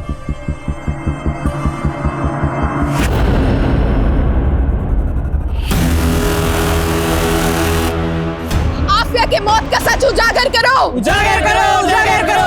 आफिया के कातिलों को सजा दिलाओ, सजा दिलाओ, सजा दिलाओ। पुलिस प्रशासन की मर्जी नहीं चलेगी। नहीं चलेगी, नहीं चलेगी। पुलिस प्रशासन, हाय हाय। पुलिस प्रशासन, हाय हाय। आफिया का केस वक्त वक्त पर चर्चा में आता रहा, लेकिन सिर्फ अल्पसंख्यक को लुभाने के लिए एक चुनावी मुद्दा बनकर। सही मायनों में केस में कोई खास प्रोग्रेस हुआ ही नहीं। नेता आफिया को न्याय दिलाने के बड़े बड़े दावे करते, आश्वासन देते, अफसोस जताते, लेकिन जमीनी स्तर पर हकीकत यही रही कि आफिया का केस कोर्ट केसेस की ढेर में पड़ा धूल खा रहा था। पर ढेरों नाकामियों के बाद भी आफिया की मां मायूस नहीं हुई, डटी रही और आखिरकार उसका सब्र रंग लाया। हमारी पार्टी माइनॉरिटीज के वेलफेयर के लिए काम करती है, यही एजेंडा है हमारा, इसलिए हमारी इस बच्ची को न्याय मिलना ही चाहिए। सर, आफिया के केस की चार्जशीट दायर हो चुकी है। वो सब मुझे कुछ नहीं मालूम, कैसे भी हो इस केस को रीओपन करवाइए। मैं तो कहता हूं कि इस केस को आप क्राइम ब्रांच को सौंप दीजिए।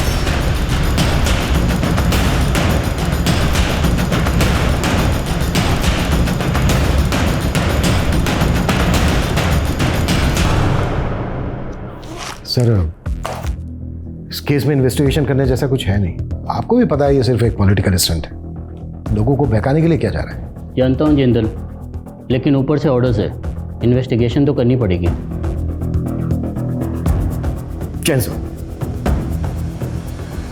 सर, ये केस ऑलमोस्ट सॉल्व हो गया है, चार्जशीट भी दायर हो चुकी है और आप कह रहे हैं कि इन्वेस्टिगेशन फिर से क्राइम ब्रांच करेगा।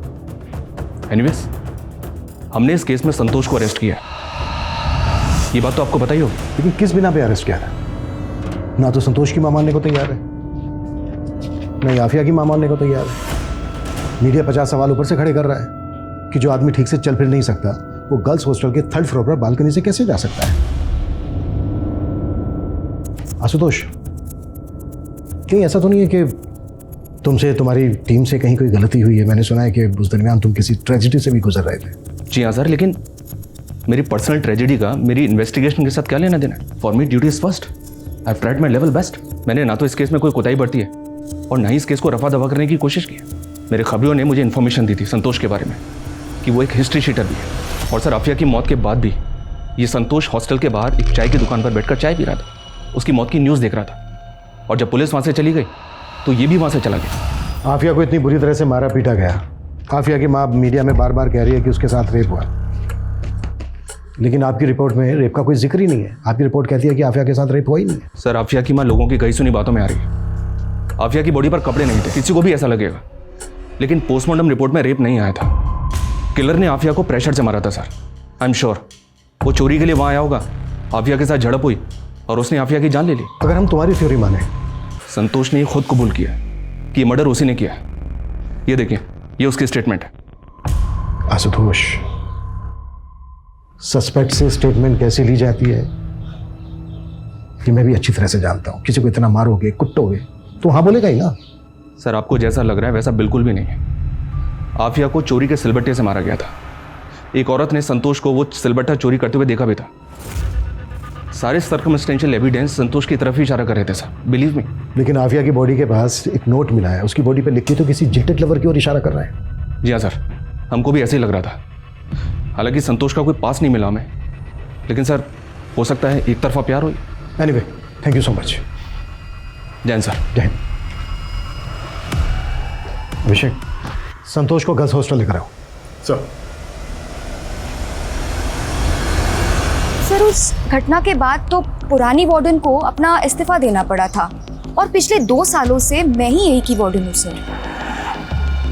अच्छा, ये बात बताइए।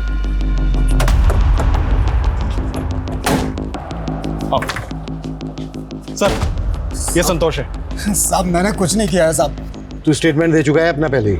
साहब, उन लोगों ने बहुत मारा था साहब। सच बोल रहा हूँ साहब, मैंने कुछ नहीं किया। ठीक है, रोना बंद करो। इधर आ।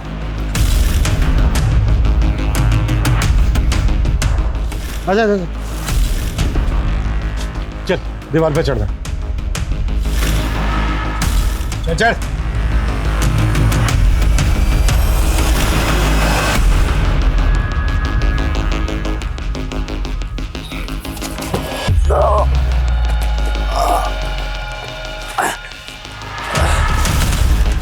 संतोष, इस बोरी को घसीटते हुए वॉशरूम तक लेकर जाए।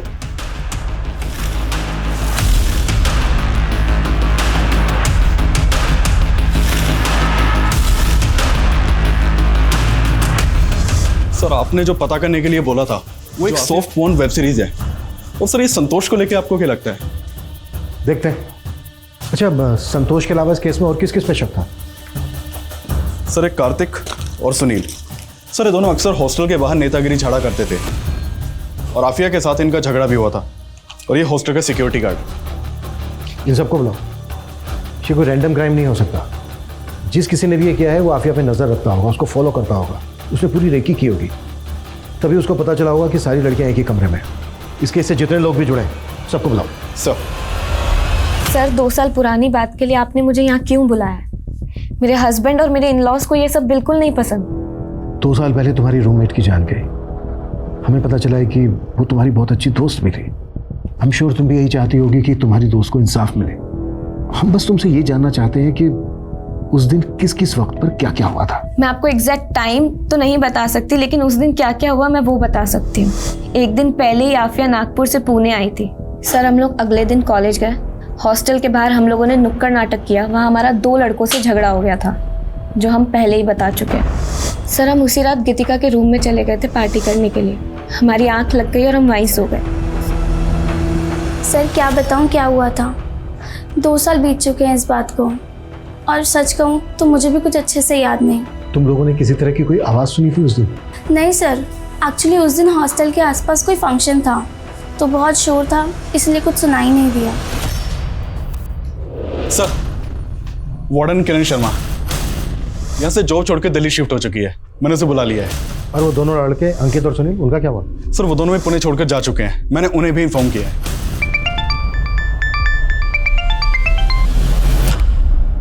तुम्हारी वजह से मैं पंगे में फंसी हूँ। अब क्या चाहिए? क्यों फोन किया है?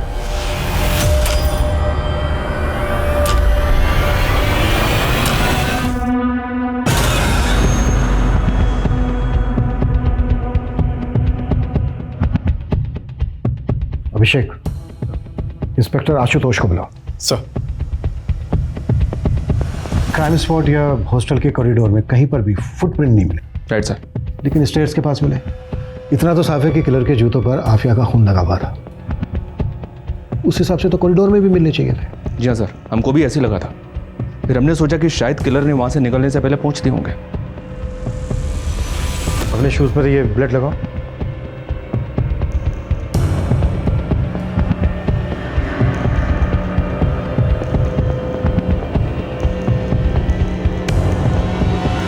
अभिषेक सर, साफ करो ये फुटप्रिंट।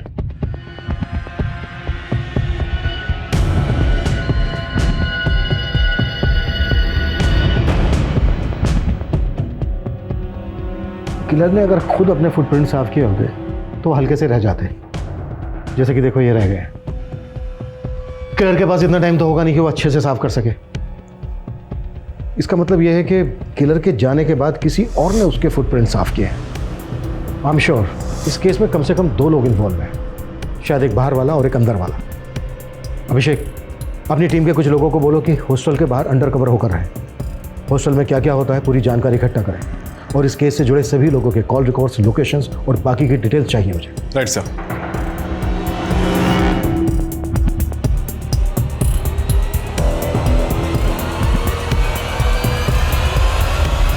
सर लोगों की बातों से मैं इतना परेशान हो गई थी कि मुझे पुणे छोड़कर दिल्ली शिफ्ट होना पड़ा। और उस दिन जो कुछ भी हुआ था मैं पहले ही सब कुछ बता चुकी हूँ। इसके अलावा मुझे कुछ भी नहीं पता। सर उस वक्त अक्ल नहीं थी, इसलिए नेता वेता के चक्कर में लगे रहते थे। लेकिन अब बात समझ में आ गई कि जब घर में पैसे और नौकरी की बात होती है कोई नेता हाथ थामने नहीं आता। सर पहले ही हमारी बहुत बदनामी हो चुकी है। बीवी बच्चे वाले हैं सर हम। सर बहुत मुश्किल से हमने फिर से अपनी ज़िंदगी शुरुआत की। अब हमें बख्श दीजिए सर। हमें पुलिस वालों ने बहुत मारा साहब। हम तो बोल बोल कर थक गए थे कि हमने कुछ नहीं किया। वो तो माता रानी का शुक्र है कि आप लोगों ने उस राक्षस को पकड़ लिया, वरना तो हमें ही सूली पर चढ़ा देते। गरीब की सुनता ही कौन है। सर कोई छोटा सा भी ऐसा क्लू नहीं मिल रहा है जिससे हम ये जान पाएं कि इसमें किसी और की इन्वॉल्वमेंट है, पर हम कोशिश कर रहे हैं sir. I will keep you update sir. Abhishek sir, call records की क्या अपडेट है? सर ये उन सबके ही मोबाइल रिकॉर्ड्स हैं सर, बाकी सब तो क्लीन है। एक बस गीतिका के मोबाइल पे नागपुर से कॉल आ रहे थे, वो भी आफिया के घर के पास के पीसीओ से। इससे क्या साबित होता है? हो सकता है उसकी कोई जान पहचान वाला हो सकता है सर। लेकिन गौर करने वाली बात यह है कि गीतिका को 2 साल पहले तक ये कॉल्स आ रहे थे और आफिया के मर्डर के बाद से गीतिका को ये फ़ोन कॉल आना बंद हो गए। और अब जब ये केस दोबारा से रीओपन हुआ है तो गीतिका को उसी पीसीओ से दोबारा फ़ोन आ रहे हैं। बुलाओ गीतिका को। सर।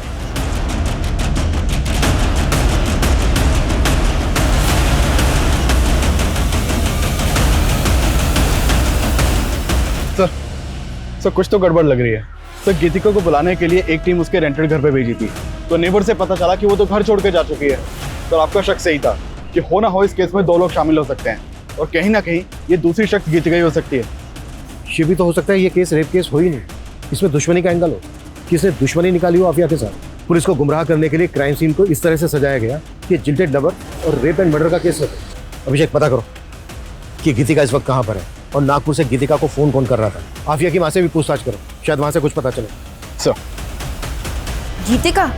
नहीं, मैंने गीतिका को कभी फोन नहीं किया, मैं तो उसे अच्छे से जानती भी नहीं हूँ। देखिए कॉल्स तो आपके एरिया से आते थे, उसका कोई दोस्त या कोई जानने वाला? मैं किसी को नहीं जानती। ठीक है।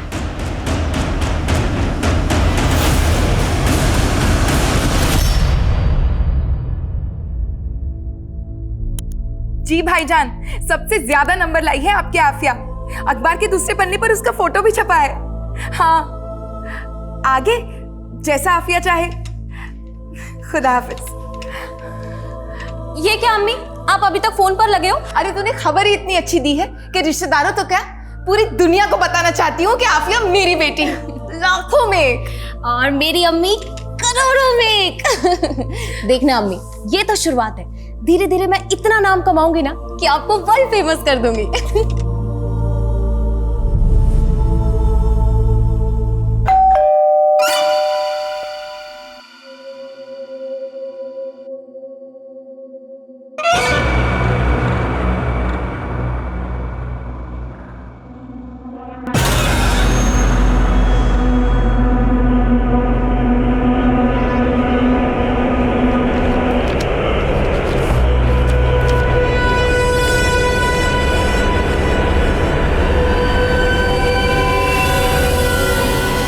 लेटर में लिखा है कि बेटे सिद्धार्थ ने मेरी बच्ची को मारा है।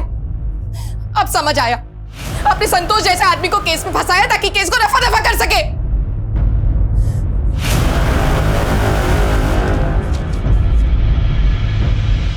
सर मैंने कहा ना आपसे, मैं किसी आफिया को नहीं जानता, बस न्यूज में देखा था 1-2 बार। हमने तुम्हारी 2 साल पहले की मोबाइल डिटेल्स निकलवाई थी। आफिया की फ्रेंड शगुन, जानते हो ना, बहुत बातचीत होती थी, दोनों में टच में थे, मिलना जुलना भी था।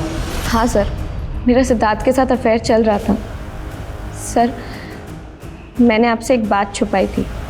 असल में उस रात हम सारी लड़कियां गीतिका के रूम में छुपके से पार्टी कर रहे थे, जिसमें मैंने सिद्धार्थ को भी बुलाया था।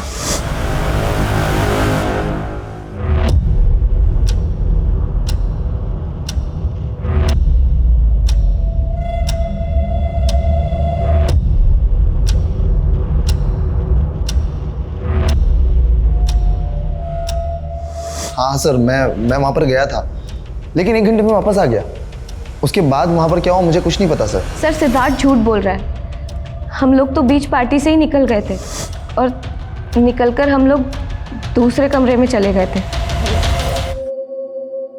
सर सिद्धार्थ वहाँ से गुस्से में निकला था और मैं रोते रोते उसी कमरे में सो गई।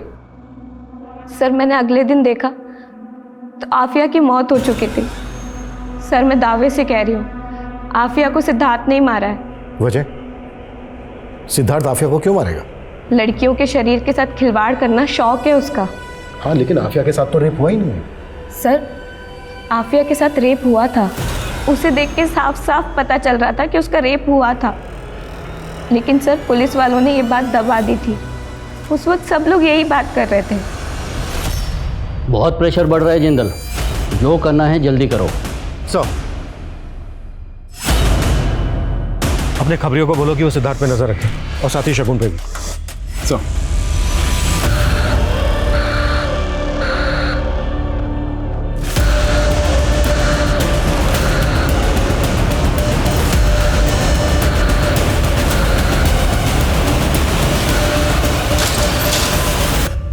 सर ये सिद्धार्थ तो बार बार यही कह रहा है कि वो उस रात वहां था ही नहीं। नेता का बेटा है, इतनी आसानी से थोड़ी ना टूटेगा। नज़र रखो इस पर। इस केस में बार बार यही बात उठ रही है कि रेप हुआ था, रेप नहीं हुआ था, रेप हुआ था, रेप नहीं हुआ था। एक काम करो, जिस डॉक्टर ने पोस्टमार्टम किया था उससे मिलो। सर सर सर आफिया की बॉडी के ऊपर ब्रुटैलिटी के निशान थे, खरोंच, बाइट मार्क्स, लेकिन डॉक्टर का कहना है कि उसका रेप नहीं हुआ था। अभिषेक, आफिया के स्केलेटन की दोबारा से जांच करवाओ, हो सकता है वहाँ से कुछ मिल जाए। कोर्ट उसके घर वालों से परमिशन लो। Yes sir.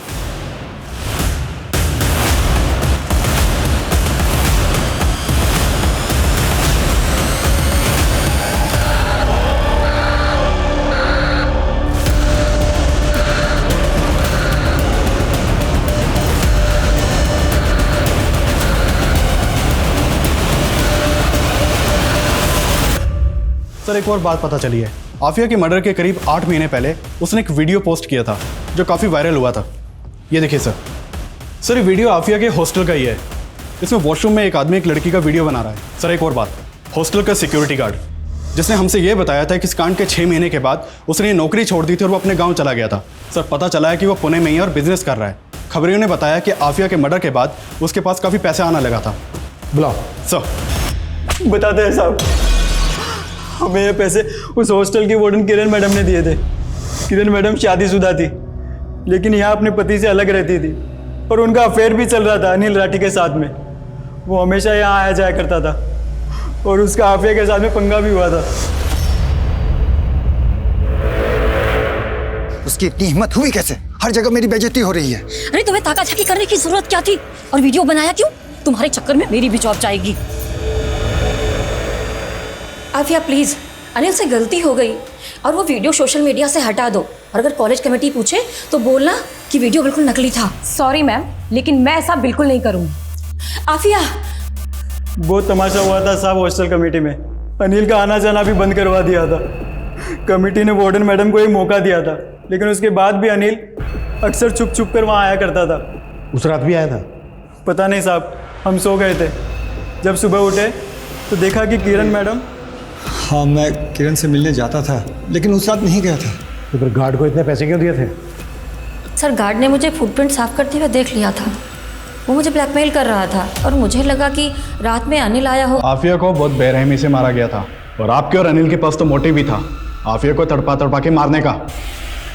सर सच में मैंने कुछ नहीं किया। लेकिन किरण का तो कहना है कि ये सारा किया धरा तेरा ही है। नहीं नहीं, उसे कुछ गलतफहमी हुई थी। मैंने ऐसा कुछ नहीं किया सर। अनिल ने तो एक्सेप्ट कर लिया है कि उसने आफिया को मारा था। क्या? सर मुझे उस समय लगा भी था, लेकिन अनिल ने मुझे यकीन दिला दिया कि आफिया के खून से उसका कोई लेना देना नहीं है। या तो इस अनिल ने वाकई में कुछ नहीं किया है, या फिर ये दोनों बहुत अच्छी एक्टिंग कर रहे हैं। सर नागपुर से शकील का फोन है। हेलो, ठीक है, मैं चेक करता हूँ। सर शकील बता रहा है कि जिस पीसीओ से गीतिका को फ़ोन किया जाता था उसके पास एक सीसीटीवी मिला है। उसने उन कॉल के टाइमिंग को सीसीटीवी की फुटेज के टाइमिंग से मैच किया तो उसमें एक औरत दिखाई दी है। सर शकील ने उसका वीडियो भेजा है, ये देखिए फुटेज। तुरंत नागपुर के लिए निकलो, पता करो ये औरत कौन है और इस औरत की फ़ोटो आफिया की माँ नज़मा को भी दिखाओ। सर।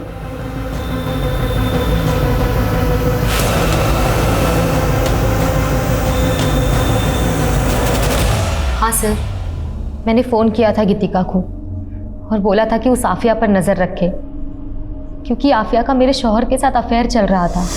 क्या है ये? हाँ, क्यों इसकी फोटो अपने वॉलेट में लिए घूमते फिरते हो? हाँ, मैं प्यार करता हूँ आफिया से और निकाह भी करके रहूंगा। मैं आफिया का पीछा किया करती थी ये जानने के लिए कि वो मेरे शौहर से मिल रही है या नहीं, लेकिन मैं पुणे में उसका पीछा नहीं कर सकती थी, इसलिए मैं उसके हॉस्टल की एक लड़की गीतिका से मिली। मैंने उसको पैसे का लालच दिया तो वो तैयार हो गई थी। कहीं ऐसा तो नहीं है कि अपने गुस्से की वजह से तुमने ही आफिया के साथ ये सब कुछ करवाया? नहीं सर, मुझे क्या पड़ी है मैं किसी के साथ कुछ करूं।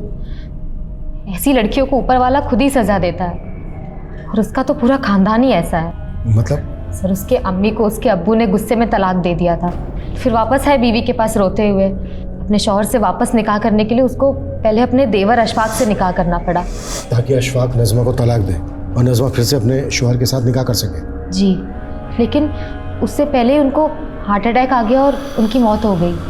लेकिन उनकी मौत के बाद अशफाक ने नज़मा को तलाक नहीं दिया, उल्टा दोनों माँ बेटी का जीना हराम कर रखा था। अशफाक जानता था कि अगर वो नज़मा को तलाक दे देगा तो इतने बड़े घर की मालकिन वो दोनों माँ बेटी अकेले बन जाएंगी। उन दोनों माँ बेटी की ज़िंदगी खुद तो बर्बाद थी और बेटी मेरे शौहर के साथ चक्कर चला के मेरी ज़िंदगी बर्बाद कर रही थी। तबस्सुम झूठ बोल रही है सर, ये सब बेकार की बातें। मेरी बेटी इकबाल से प्यार करती ही नहीं थी। तुझे मेरी कसम पता क्या कुछ चल रहा है तेरा इकबाल के साथ। अम्मी कम से कम आप तो मेरा यकीन कीजिए, इकबाल भाईजान को मैं सिर्फ अपना भाई मानती हूँ और कुछ भी नहीं। लेकिन ये बात आपने हमसे पहले क्यों नहीं बताई? मैं आपको क्या क्या बताऊं और किस किस के बारे में बताऊं सर? अकेली औरत की तो पूरी दुनिया ही दुश्मन होती है। सर मैं आफिया से बहुत प्यार करता था और वो भी मुझसे प्यार करती थी। आफिया प्यार नहीं करती थी तेरे से। आफिया की मौत में ऐसे ही किसी इंसान का हाथ है जो एक तरफा प्यार करता था उससे। नहीं सर, ये आप क्या कह रहे हैं? मैंने आफिया के साथ ऐसा कुछ भी नहीं किया है। साहब मैं मानता हूँ कि साहब मैं आफिया को पसंद नहीं करता था साहब, लेकिन साहब मैं इतना बड़ा भी जानवर नहीं हूँ कि अपनी सगे भाई की बेटी के साथ ऐसी घिनौनी हरकत करूँ साहब। और मैम ये आपका ऑर्डर। Thank you. मैम आपके लिए कुछ और भी है।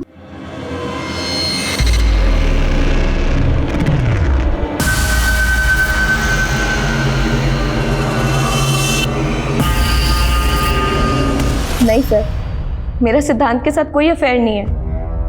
वो मेरे ऊपर प्रेशर डाल रहा है कि मैं शादी के बाद भी उसके साथ फिजिकल रिलेशन बनाऊं। सर वो आज भी मुझे बहुत मारता है। तो तुम उसकी बात मानती क्यों? क्योंकि सर अगर मैंने ऐसा नहीं किया तो वो मेरे पति को जान से मार देगा। इसलिए तुमने सिद्धार्थ को फंसाना चाहा झूठ बोलकर, और नज़मा को भी वो लेटर तुमने ही लिखा था ना? हाँ सर, लेकिन सर मैं सिद्धांत को फंसा नहीं रही हूँ।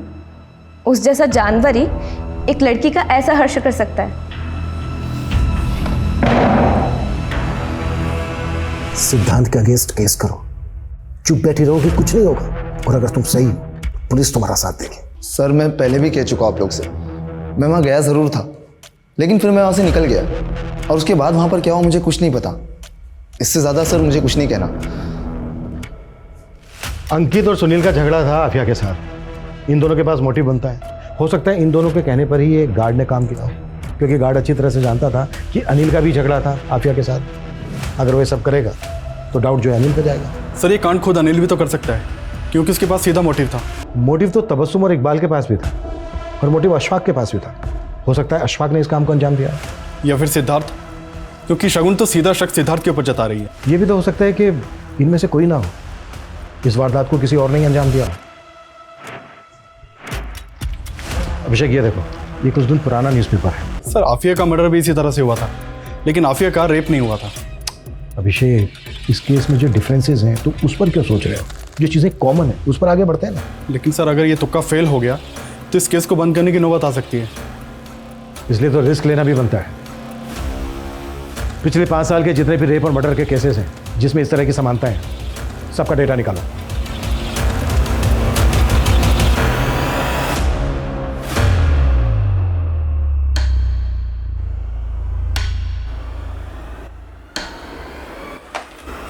सर हमारे केस से सिमिलर 5 केसेस मिले हैं, भोपाल, गया, सूरत, धर्मशाला और औरंगाबाद में। सर सारे विक्टिम्स को तड़पा तड़पा कर मारा गया था। इन 5 केसेस में सर 3 विक्टिम्स को मारने के बाद उनके साथ रेप किया गया था। डीएनए के ट्रेसेस तो मिले, लेकिन पुलिस किलर को नहीं पकड़ पाई। इन विक्टिम्स की बॉडी पे जो डीएनए मिला है मैच करो, देखो किलर सेम है क्या। सर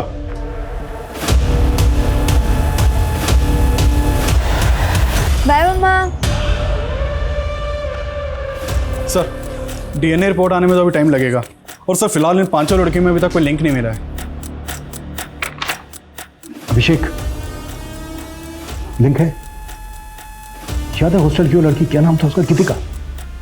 गीतिका ने कहा था कि उस रात हॉस्टल के आसपास कोई फंक्शन चल रहा था। ये देखो इन सारे केसेस में भी आसपास कोई ना कोई फंक्शन चल रहा था। अभिषेक पता करो इन सारे फंक्शंस में कोई आदमी कॉमन है क्या। सर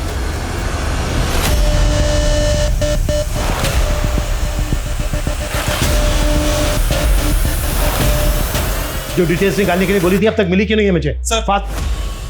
सर आपका शक सही निकला। एक आदमी का पता चला है जो हर लोकेशन पे मौजूद था। ये सर ये अलग अलग शहरों में अलग अलग कैटरिंग के लिए काम करता है। मैंने मोबाइल ऑपरेटर से इसकी डिटेल निकलवाई तो पता चला कि ये मुंबई में है। अभी तुरंत मुंबई पुलिस से कांटेक्ट करो, इस आदमी को ट्रेस करो।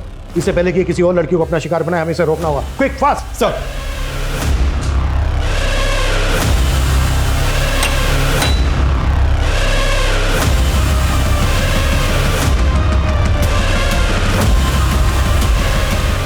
मैडम आपका ऑर्डर। Thank you. एक मिनट मैम,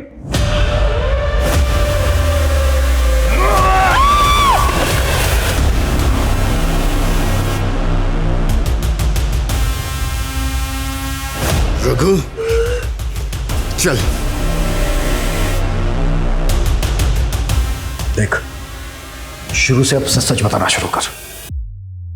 हमें दूसरे केसेस में भी डीएनए सैंपल मिले। इसे छुपाने से कोई फायदा नहीं है। छुपाना? छुपाना कौन चाहता है सर? पहले पकड़ लेते, पहले बता देता। हाँ, मैंने उन सारी लड़कियों का खून करके उनके साथ बलात्कार किया। हेलो मैम, आपके लिए ऑर्डर। Thank you. खून देखकर मुझे बड़ा मजा आता है। उसी से मैं वो क्या कहते हैं, एक्साइटेड होता हूं।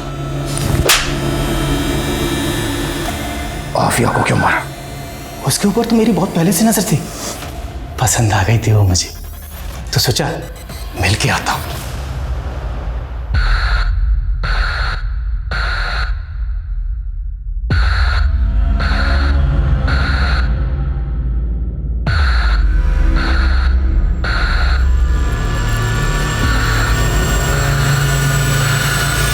तो कुछ लड़कियों की डेड बॉडी के साथ रेप करता था, कुछ लड़कियों की डेड बॉडी के साथ रेप नहीं करता था।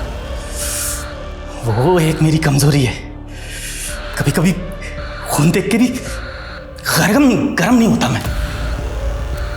लेकिन वो लड़की मुझे चाहिए थी, इसलिए उससे वादा करके आया, फिर मिलेंगे अगले जन्म। अब अगले जन्म में मैं फिर उससे मिलूंगा सर।